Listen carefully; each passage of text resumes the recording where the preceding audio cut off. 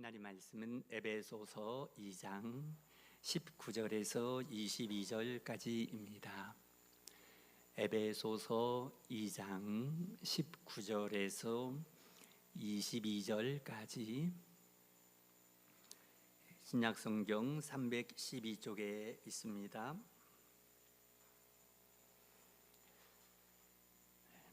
에베소서 2장 19절에서 22절까지 제가 먼저 19절 읽으며 한 절씩 교독하십니다.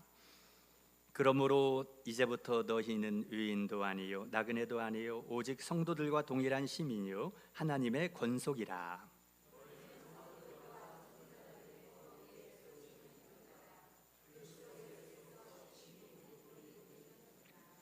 그의 안에서 건물마다 서로 연결하여 주 안에서 성전이 되어가고 너희도 성령 안에서 하나님이 거하실 초소가 되기 위하여 그리스도 예수 안에서 함께 지어져 가느니라. 아멘. 어제 밤에 새벽녘쯤인가 좀 이상하게 잠이 좀 오지를 않는데 뒤척이다가 이런 마음이 들었습니다. 왠지 모르게 그 비몽사몽간에 참 어디가 아름다운 곳이 있을 것 같은데 이러한 마음이 이제 절반은 잠결, 절반은 깨어서 드는 겁니다. 그래서 참 어디가 아름다운 곳이 있는데, 너무나 아름다운 곳이 있는데 내가 보고 싶은데 좀 희한하죠. 이 잠결 속에서. 네, 그게 이제 아쉬운 마음도 들고 안타까운 마음도 드는 겁니다. 그곳이 어딜까? 그곳이 어딜까 하다가 드디어 발견을 했습니다. 정말 아름다운 곳이 있더라고요. 어디였을까요? 네, 그곳이 아름다운 교회. 여러분들이 아이 목사님 그건 싱겁잖아요. 그 레파토리는 맨날 하셨잖아요. 생각될 줄 모르는데 진짜 솔직한 마음으로요, 제가 그 꿈결 속에서 꿈인지 생신지 잘 모르는 상황 속에서 어딘가 아름다운 곳이 있는데 하고 막 찾다가요 너무 기쁨이 임한 거예요. 혹시 그런 거 경험하셨습니까? 잠결에 별로 재미가 없다가 별로 재미있는 게 별로 없지 않습니까? 세상에 살면서. 네, 별로 재미있는 게 없는데 너무나 재미있는 게 있는 거예요, 이 잠결에. 그래서 그곳이 어딜까? 여러분들 그 어디를 여행을 가보면 제일 아름다웠습니까? 뭐 설악산이요? 한라산이요? 제주도? 어디요? 뭐 중국의 장각이에요? 좀 더 멀리 가볼까요? 뭐 어디 호주 시드니? 유럽의 어디? 그 뭐더라? 크로아티아인가? 거기가 진짜 세계에서 가장 아름다운 곳이 또 있다 그러더라고요. 근데 어쨌든 제가 꿈결 속에서 이런 데를 막 헤매고 다닌 거예요, 꿈속에서. 그러다가 그래도 양이 안 차는데, 근데 너무나 아름다운 곳이 발견이 된 거예요. 근데 여기가 어딘가 봤더니 아름다운 교회인 거예요. 아멘. 축복이 있을지어다. 이거 진짜 제 경험을 얘기하는 거예요. 제가 꿈에서 하는 얘기가 아닙니다. 그런데 그 속에서 제가 아름다운 교회가 세계의 어느 관광지보다도 가장 아름답구나라고 생각하면서 생각이 번뜩 드는 게 내가 이제 이 밤을 자고 나면 아름다운 교회에 가지, 예배를 드리지. 야, 아름다운 교회 예배가 얼마나 기대가 되는가. 우리 성도님들을 만나서 우리가 함께 어우러져 예배를 드리는 것이 얼마나 아름다운가. 그러고 보니까 시편 133편에 그런 말씀이 있네요. 보라, 형제가 연합하여 동거함이 어찌 그리 선하고 아름다운고. 그랬잖아요. 그러니까 이 예배의 모습이요, 벌써 예배 오기 전에 꿈결 속에서도 너무 아름다워 보이고 막 감동이 되고 기쁜 거예요. 그 순간에 세계에 어떤 아름다운 곳에 안 가도 되겠다. 아름다운 교회가 가장 아름답구나라는 것을 제가 느끼게 되지 않았겠습니까? 그래서 오늘 아까 낮 예배 드릴 때 제 모습이 좀 행복하게 안 보였습니까? 그렇다고 좀 해주세요.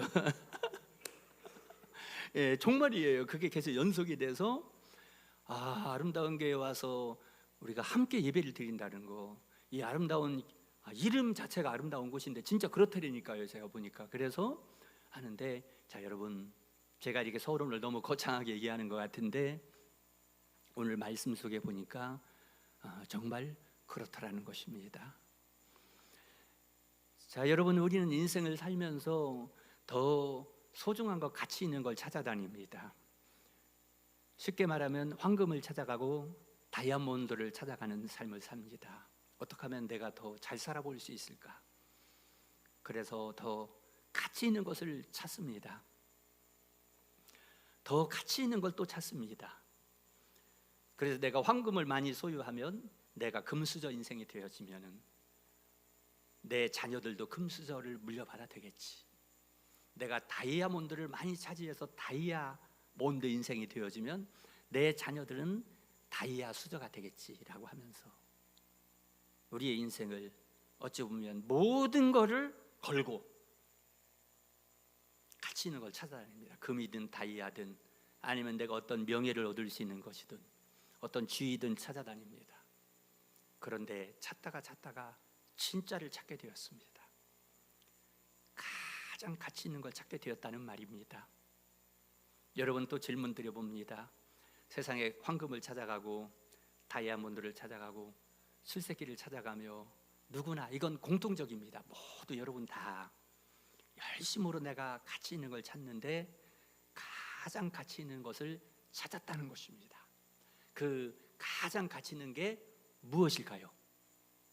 질문입니다. 그게 바로 교회입니다. 그게 오늘 말씀입니다. 교회, 왜 그러냐면은 교회는 우리 예수님의 피를 값주고 사셨다. 하나님이신 예수님이 이 땅에 오셔서 십자가에서 피 흘려서 사신 게 교회입니다. 하나님이 자기 피로 사신 교회라고 사도행전 20장에 나와 있지 않습니까? 하나님이신 예수님이 피 흘려서 교회를 사시고 세우셔서 여기 세워서 그 교회가 바로 여러분들입니다. 여러분들이 교회입니다. 그래서 세상에 우리가 황금을 찾아다니지 않아도, 다이아몬드를 찾아다니지 않아도, 아니 내가 지금까지 화려한 황금을 찾아다니고 다이아몬드를 찾아다니고 또 내가 출세길을 찾아다니고 가치 있는 것들을 우리가 찾아다녀 왔지만은, 그러나 최종적인 발견, 가장 가치 있는 것은 주님의 몸인 교회입니다. 그래서 여기서 오늘 그것을 발견하며 오늘 말씀을 통해서 길지 않게 말씀을 제가 전하기 원합니다. 오후 시간에는, 또 특별히 오후에는 교회가 얼마나 소중한 곳인지, 그리고 내가 교회가 되었다는 것이 얼마나 소중한 일인지, 그리고 내가 교회가 되었다면 어떻게 살아야 이 소중한 복을 누릴 수 있는지, 이걸 한번 나눠보기를 원합니다. 간단하게 세 가지입니다. 첫째, 교회는 가장 소중한 곳이다. 우리 같이 해보겠습니다. 교회는 가장 소중한 것이다. 교회는 가장 소중한 것이다. 그리고 나를 교회로 삼으셨다. 또 함께요. 다 같이요. 나를 교회로 삼으셨다. 이 복이 우리 인생에 누릴 수 있는 가장 큰 복이라고요. 마지막 세 번째는 나를 교회로 삼으신 복을 누리기 위해서는 어떻게 살아야 될까, 이렇게 좀 말씀을 전해보려고 짧게 준비를 했습니다. 자, 교회가 얼마나 소중하고 가치 있는가, 오늘 본문 20절을 읽어봅니다. 본문 20절 말씀 시작. 너희는 사도들과 선지자들의 터 위에 세우심을 입은 자라. 그리스도 예수께서 친히 모퉁이 돌이 되셨느니라. 아멘. 교회는 우리가 세우는 것 같아도요, 이렇게 사도들과 선지자들, 통하여 구약 성경의 12 선지자, 구약 성경의 선지자들, 그리고 신약 성경에 나와 12 사도들, 그 위에다가 세움을 받았는데 예수님이 모퉁이돌이 되셨다고요. 건물을 지을 때에 모퉁이돌이라고도 말하고 또 머릿돌이라고도 말하는데 예수님이 그 모퉁이돌이 되셨다. 어떻게 해? 우리 예수님이 지금 그 받침대가 되셨습니다. 십자가에서 죽으시고 부활하셔서 우리 예수님이 교회의 반석, 교회의 기초, 모퉁이돌이 되게 하셨다. 그래서 가치가 있는 것입니다. 예수님이 모퉁이돌이 되시고 그 위에다가 우리를 세우셨습니다, 여러분들을. 그래서 우리는 그 모퉁이돌인 예수님 위에다 세워져 있습니다. 그게 우리 아름다운 교회입니다. 거기에 하나님이 거하신다고 오늘 본문 22절에 말씀하는데요, 우리 하나님은 이 세상에 가장 값진 것을 누구에게 맡길까? 하나님이 아마 고민하셨던 것 같습니다. 누구에게 맡겨야 되겠다. 한 왕이 있는데 그 왕이 값진 보석을 가지고 있습니다. 이 값진 보석을 누구에게 맡길까? 왕이 고민하다가 그래, 내 아들에게 맡겨야 되겠다 하고 왕의 아들인 왕자에게 값진 보물을 맡겼습니다.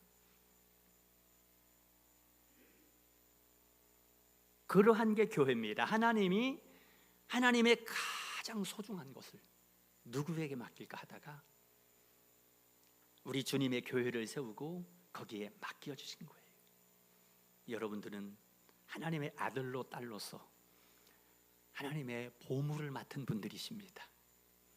자, 내게 하나님의 보물이 있다고 생각하시고 나에게 보물이 있다고 생각하시며 사시기 바랍니다.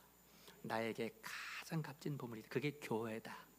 네, 여러분 우리 같이 한번 해보겠습니다. 나에게 가장 값진 보물이 있다. 우리 옆에 분들에게 따뜻하게 해보시죠. 나에게는 가장 값진 보물이 있습니다. 그게 바로 우리 교회입니다. 네, 아멘. 여러분 세상에 가장 부자들입니다. 네, 우리 하나님의 생명을 주고 하나님의 피를 흘려서 당신의 생명을 주고 세운 교회를 여러분에게 맡겼으니 이보다 더 큰 보배가 어디에 있을까요? 자, 그리고 그 다음 두 번째 넘어가서 내가 그처럼 소중한 교회의 멤버가 된 것이 얼마나 큰 복된 일인가, 얼마나 복된 일인가. 본문 19절입니다 19절 말씀을 다 같이 읽습니다. 시작. 그러므로 이제부터 너희는 의인도 아니요 나그네도 아니요 오직 성도들과 동일한 시민이요 하나님의 권속이라. 아멘. 그러니 우리를 교회로 삼아주셔서 예수님이 머릿돌 되어주시고 우리를 그 위에 세워주셨기 때문에 우리는 이제부터는 외인도 아니다, 이방인이 아닙니다. 예수 안 믿는 자들은 외인, 나그네도 아닙니다. 누구예요? 오직 성도들과 동일한 시민이요 하나님의 권속이라. 권속이라는 말은 하우스홀드, 가족이라는 말이에요. 여러분 우리가 하나님의 권속이라는 게 하나님의 뭐라고요?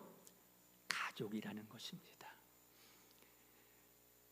어떤 때는 말 실수해가지고 가축이라고 말할 때도 있어요. 하나님의 가축이 아니고 하나님의 가족입니다.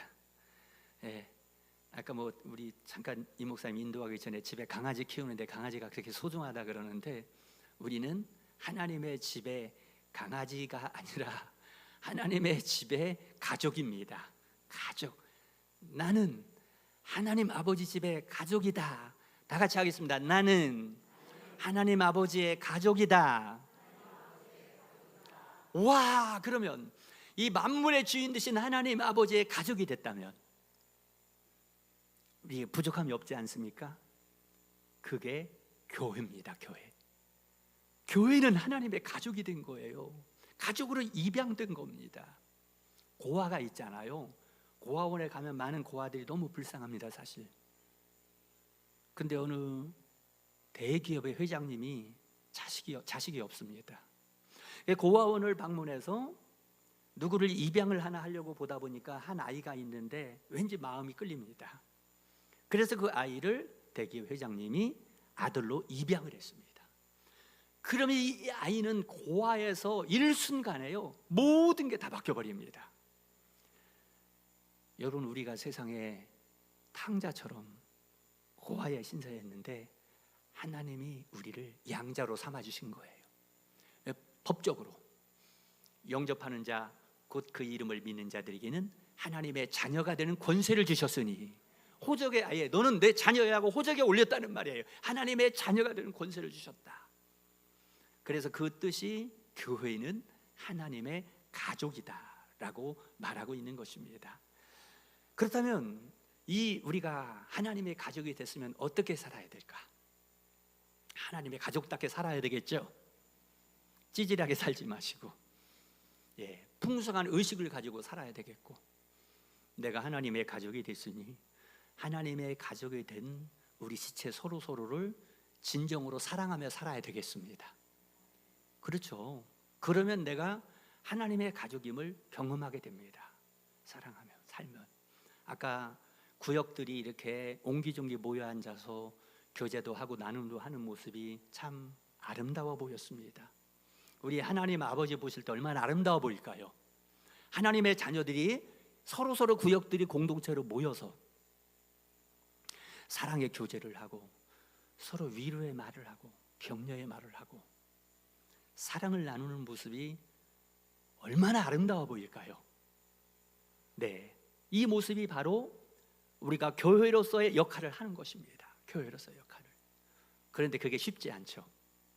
여러분, 질문해 볼게요.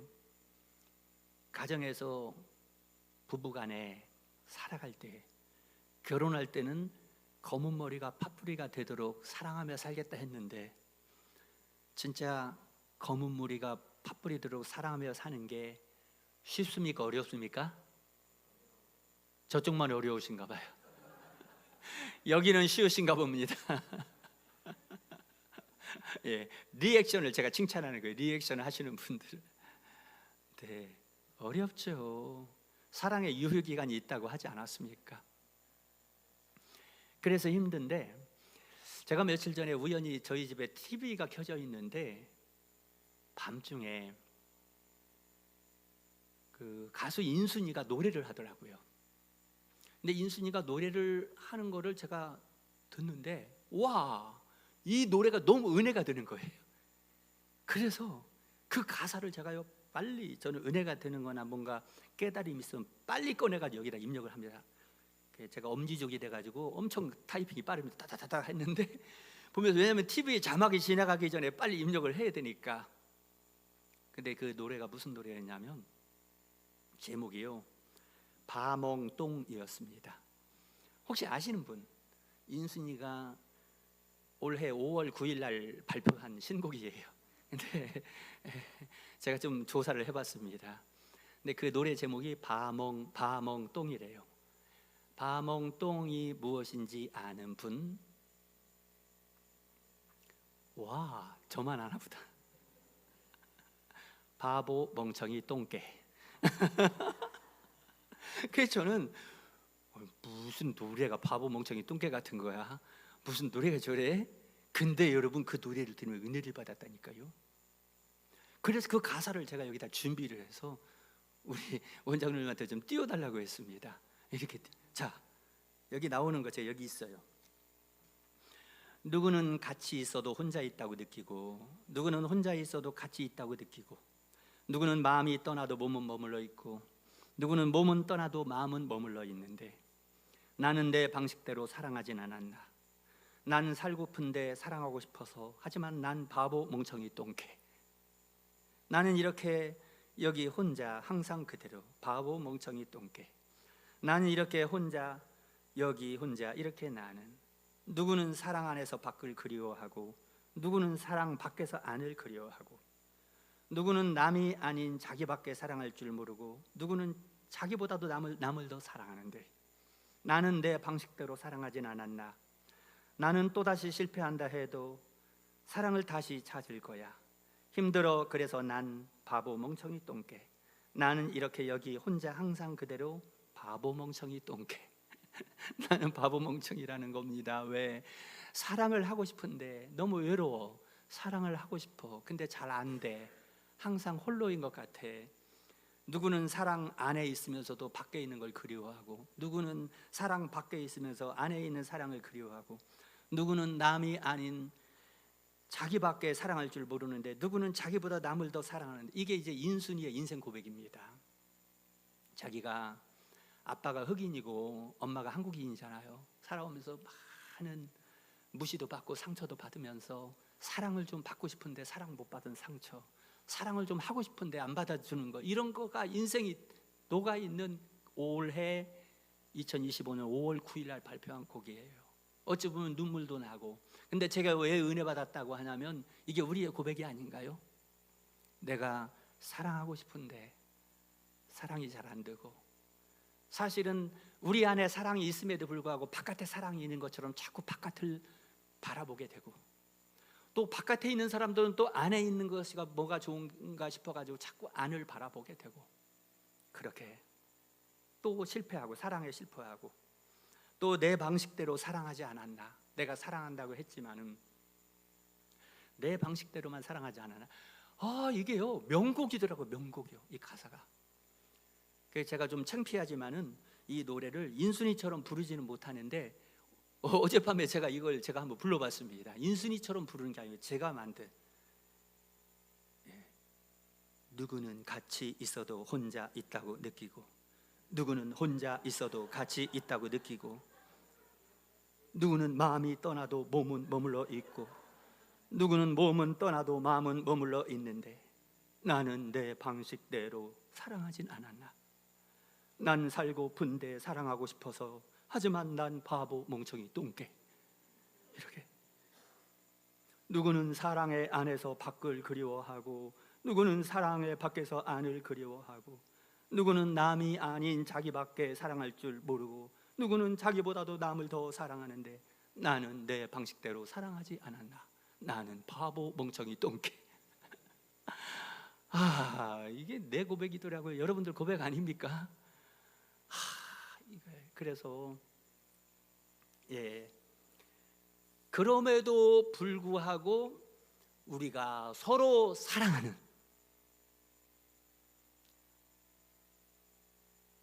부부가, 어제 기사예요. 어제 9월 27일 날 이 뉴스 기사에 보는데, 범죄도시 3의 송이유라고 배우가요, 그런 고백을 했더라고. 범죄도시 3가 1000만 관객이 넘었더라고, 영화가요.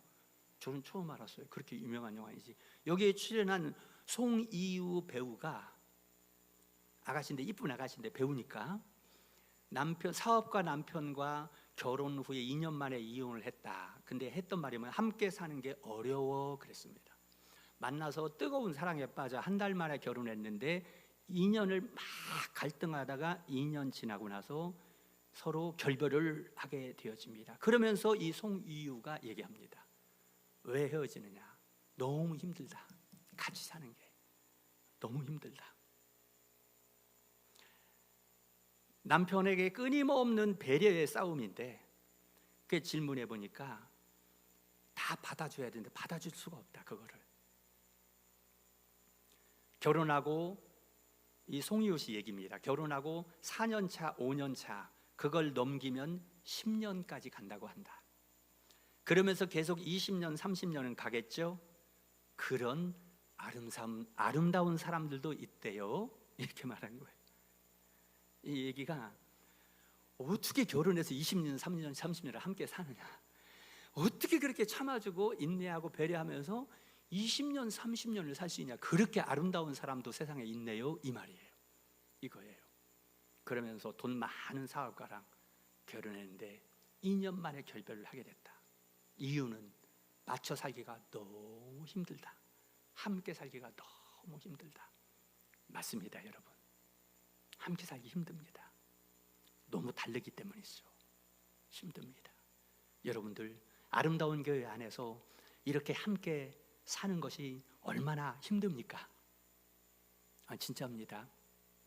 근데 우리 예수님께서 우리를 교회로 삼으신 것은 예수님의 신부로 만들어준 거예요. 그러면 예수님은 신랑이고 예수님은 우리 교회 여러분들은 신부라면 우리가 서로 사랑하며 살자는 관계를 맺은 것이에요. 근데 그게 힘듭니다. 솔직하게 예수님과 사랑의 관계를 맺는 것, 예수님이 우리를 너무 짝사랑하지 우리는 예수님을 별로 사랑하지 못하고 삽니다. 예수님과 한 몸을 되어서 서로 사랑하며 사는 게 쉽지 않아요. 또 우리 성도들 서로 간에 서로 사랑하며 사는 게 쉽지 않습니다. 서로 성격이 다르고 은사가 다르고 경험이 다르고 정말 쉽지 않습니다. 그래서 때로는 결별도 하고 불화가 생기기도 하고, 그럼에도 불구하고 우리는 한 가족이 되었으니 사랑하며 살아야 되는 것입니다. 정말 사랑하며 하나님의 가족이 됐으니, 그리고 예수님께서 우리의 신랑 되셨으니 우리가 예수님의 신부로서 예수님을 사랑하고, 우리 성도들이 하나님의 가족이 됐으니 우리 성도들을 사랑하며 섬기며 살아가야 되는 것입니다. 그것이 바로 오늘 낮예배 시간에 말씀드린 너희는 먼저 그의 나라와 그의 의를 구하라, 그리하면 이 모든 것을 너희에게 더하시리라. 예, 그겁니다. 낮예배 말씀드렸죠. 하나님의 나라가 무엇이냐? 교회라고. 하나님은 이 교회를 세우셔서 교회를 통해서 온 세상을 구원하고 하나님 나라를 세우는 센터 역할을 맡기셨으니 하나님의 나라는 교회라고요. 그래서 말씀을 맺습니다. 여러분, 우리 교회 안에서 서로 사랑하고 서로 섬기는 하나님 나라를 구하며 사실 수 있기를 바랍니다. 이 교회에서 내게 맡겨진 직분, 중직자 여러분, 피택자 여러분, 모든 성도 여러분들, 하나님의 나라인 이 교회 안에서 내게 맡겨준 그 일에 헌신할 수 있기 바랍니다. 너희는 그 나라를 먼저 구하라. 염려 예방법이라 했죠. 예방주사.